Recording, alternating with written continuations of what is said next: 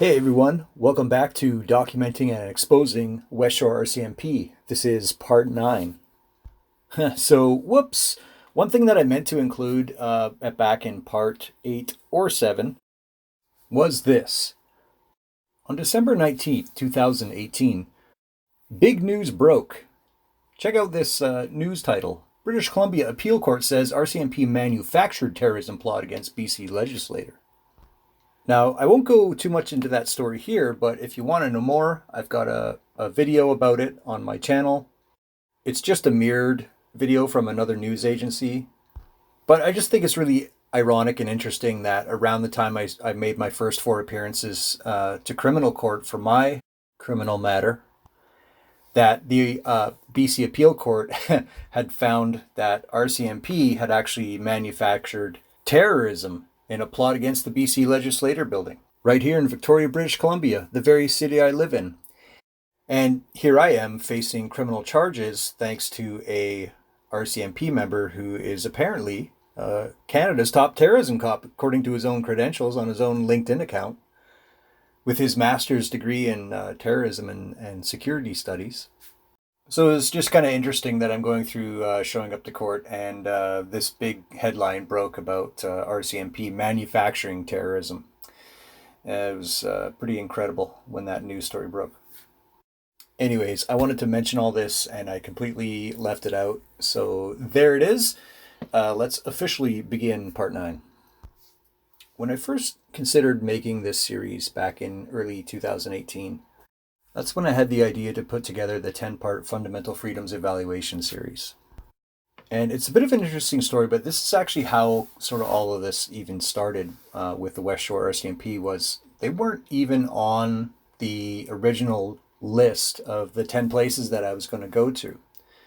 This was something that Bruce Dean and I were going to work on in the summer of 2018, and we wanted to sort of do make road trips out of them. So what we wanted to do was, or what I wanted to do was go out of town as far as possible for a day.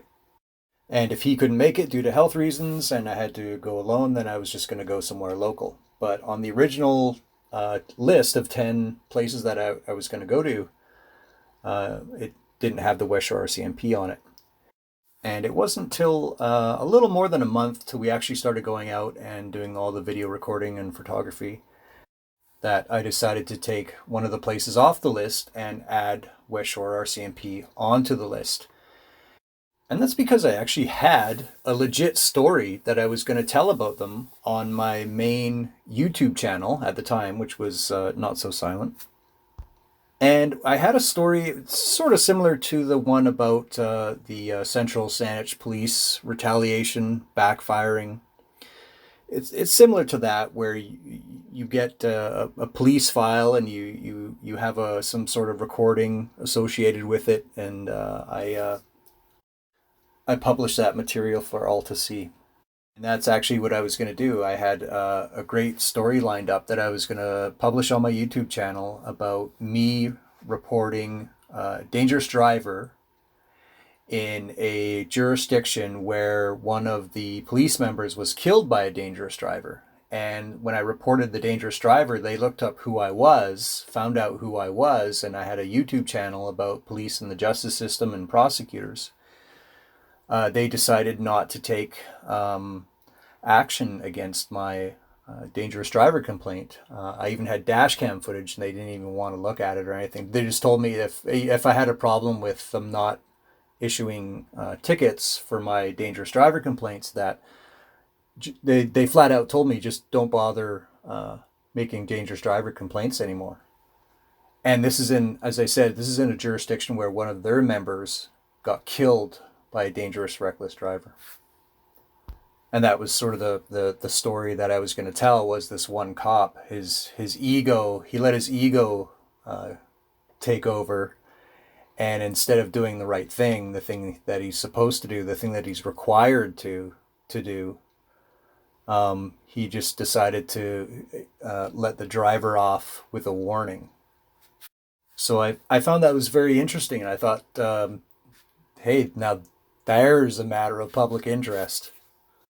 So when I went to the West Shore RCMP detachment on July 25th, 2018. I wasn't just there for the fundamental freedoms evaluation. I was also there to gather content for that story as well, because that was actually going to be the next thing I was going to publish on that my main YouTube channel at the time. And of course, we all know I got arrested. All my gear got seized. I faced a criminal prosecution for almost 2 years, and just putting it all together now for everyone to see. And that's sort of how and where this story begins. In April 2016, Constable Sarah Beckett of the West Shore RCMP was killed by a reckless, dangerous driver. You can see that the amount of damage on this RCMP cruiser. Constable Beckett was in the driver's position, and Constable Beckett left behind a husband and 2 young sons. This is the tribute to her inside the West Shore RCMP detachment. So now that I've said all that, you may be wondering where this is going, and now that you know all that, here's how it's all related. In February 2019, I received this disclosure package from Crown Prosecutor Nicholas Barber. And you can see number 1, the synopsis 1, the driving complaint, 1 page. That was actually the West Shore 2018 file that I requested back on December 13th, 2018. If you remember, he replied saying he's not going to give it to me, which is hilarious because now he's giving it to me. And here's a little blurb from it. You can see it says, Constable Don McIntosh explained that if Dan still had concerns about reporting incidents to the police, he can choose to either not report further issues. So this was a result of him looking me up, finding out who I was, and deciding not to do anything. So after looking up who I was in their system, Constable Don McIntosh of the West Shore RCMP suggests that instead of looking at my dash cam footage and issuing a ticket to the dangerous reckless driver that I documented, that I not report dangerous drivers in their jurisdiction anymore. I wonder what Sarah's husband and children would think about that. So when I realized that they weren't going to do anything about my dangerous driver complaints, even though one of their members was killed by one just 2 years prior, I remembered seeing articles circulating here and there, and I did a little digging, and I came up with this one that was only a month prior to this, me reading this file. This is from bclocalnews.com. It says that Corporal Chris Dovell of the West Shore RCMP said police use public dash cam videos to identify dangerous drivers. Quote, street racing and dangerous driving remain a significant problem on our roadways. Police have zero tolerance for aggressive driving offenses and have the authority to seize vehicles and prohibit drivers, unquote, he said. Dovell said, if possible, witnesses should obtain a license plate. Quote, witnesses to aggressive driving offenses can observe and report to their local police, unquote, he says. Quote, do not use handheld electronic devices to record other motorists if you are driving.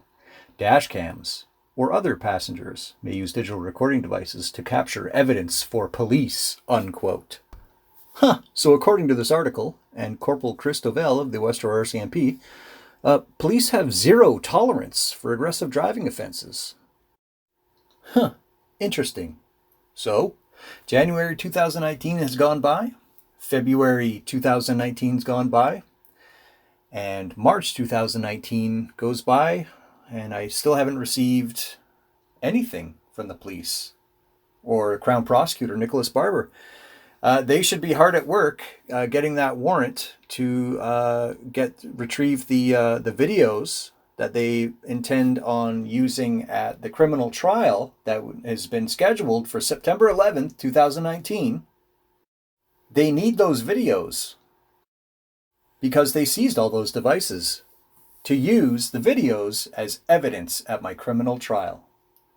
I've wrote the prosecutor, Nicholas Barber, 3 well-crafted letters requesting the disclosure in writing. I've been waiting months now. I pled not guilty. We've scheduled a trial. all that material, I need to review it. I need it to defend myself at a criminal trial, which is scheduled in September. And here we are in March 2019. I have nothing. There's nothing. There's absolutely nothing. So March 2019 goes by, and April 2019 goes by, and I still have nothing. But I did find this article by CTV News on April 10th, 2019, and I thought I'd save this for when I was documenting and exposing the West Shore RCMP. So here we go. April 10th, 2019. West Shore communities call on province to pay for more police. So, yeah, interesting article. Pause it if you want to read it. But here they are. They're asking for more money, for more officers, because, they got to prosecute Dan. Dan's been waiting months for his videos that he's requested 3 times in well-crafted letters to Nanaimo Crown Prosecutor Nicholas Barber. So Dan's waited for months. What's going on? I guess maybe they do need more officers, or maybe they should just, I don't know, stick with criminals? And then, get this, later that same month in April 2019, April 29th, I find this news article. I'm like, what? West Shore RCMP are on the lookout for speeders on rural roads. With the warming weather, the department has received increased reports of motorcyclists speeding in the rural areas of the Highlands and Metchosin, according to a release. Well, guess what, folks? Remember the dangerous driver I reported that Constable Don McIntosh went against their zero tolerance policy and decided to issue him a warning because the guy that made the complaint was a YouTuber with a channel about police and prosecutors and the justice system? It was a motorcyclist speeding in Metchosin. Yep, the very thing I had on my dash cam. Remember the previous article about dash cams? The very thing I had on my dash cam. The very thing that they've gone to the media about and said, hey, we got to do something about this because people are complaining like crazy about it. The very thing that they want the public's help with. The article goes on to say, quote, our officers will be conducting extra patrols and traffic enforcement in these areas, unquote, said Constable Nancy Sayer, or West Shore RCMP Media Relations Officer. Police say to slow down, obey the speed limits, and avoid getting a ticket, adding, speed is a major contributor to fatal crashes in BC. Quote, we will be issuing tickets to violators, whether you are in a motor vehicle or a motorcycle, Sagar added. So that's it for April 2019. Still nothing. Well, guess what? May 2019? Nothing. June 2019? Well, here's an article I found on June 22nd, 2019, and it's very interesting, and it goes on. It's titled, Province Reviewing West Shore RCMP Staffing Concerns. So pause it if you want to read it. It's a very interesting article, but I love this quote on the very last page here. It says, quote, as long as you fund your police force to the strength that they require, they'll do a good job, unquote, said Langford Mayor Stu Young.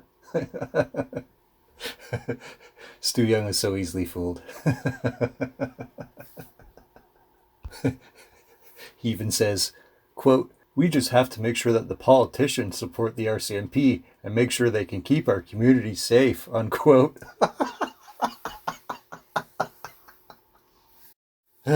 Oh, that's Mayor Stu Young of Langford, the easily fooled Mayor Stu Young of Langford.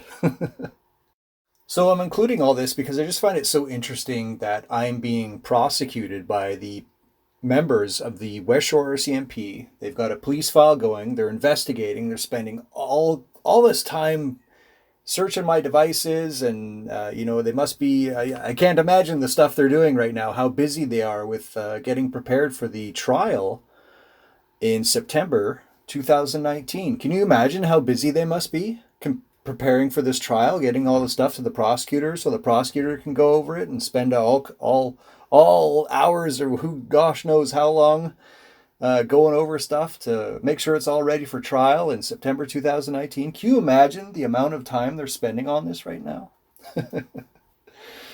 Well, I'm glad to see that because as we all know, in the last part 8, I filed a lawsuit. So as someone who's filed a lawsuit against one of the members of the West Shore RCMP, I'm certainly glad that there is a staff shortage, because that means they won't be transferring anyone. So that's good news. With all these news stories and alarm bells going off about staff shortages, they certainly wouldn't, transfer such a valuable watch commander with, all these amazing credentials. But till then, I'm still waiting for my evidence, and I haven't received it yet. And its trial is just a few months away. This video is about June, this part of this video is about June 2019. July, August, September. There's my trial. Where's my evidence? I'm going to need that. Still don't have it. So I'm going to end this video here. We're not done with June 2019 just yet. I'm going to start with that in the next video, and there'll be a continuation from June 2019 in that next video. So stay tuned for that. It's not over yet. Thanks for watching.